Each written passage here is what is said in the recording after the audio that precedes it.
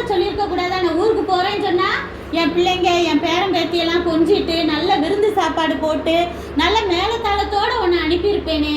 நீ என்னடானா இப்படி என்கிட்ட சொல்லாமல் வந்துட்டு எனக்கு எவ்வளோ மனசு கஷ்டமாக இருக்குது.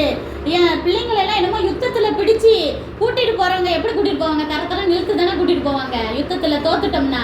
அது மாதிரி நீ என் பிள்ளைங்களெல்லாம் சொல்லாமல் கொள்ளாமல் இப்படி இழுத்துட்டு வந்துட்ட அப்படின்னு சொல்லிட்டு லாபான் ரொம்ப மனசு கஷ்டப்பட்டு சொல்கிறாரு. இப்போ கூட நான் நினச்சா என்ன செய்வேன், உனக்கு பொல்லாப்பு செய்கிற அளவுக்கு எனக்கு ஸ்ட்ராங்காக இருக்கேன் நான்.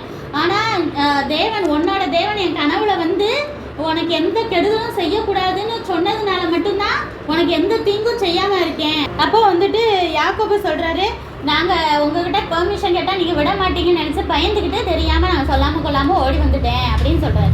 உடனே லாபான் சொல்கிறாரு, சரி போகிறது போனீங்க, ஏன் என் ஸ்டாச்சுவெல்லாம் தூக்கிட்டு போனீங்க அப்படின்னு சொல்லிட்டு சொல்கிறாரு.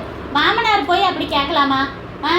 இதெல்லாம் திருடிட்டு போயிட்டீங்க அப்படின்னு சொன்னால் மருமகளுக்கு மனசு கஷ்டமாக இருக்குமா இருக்காதா? கஷ்டமாக தானே இருக்கும்.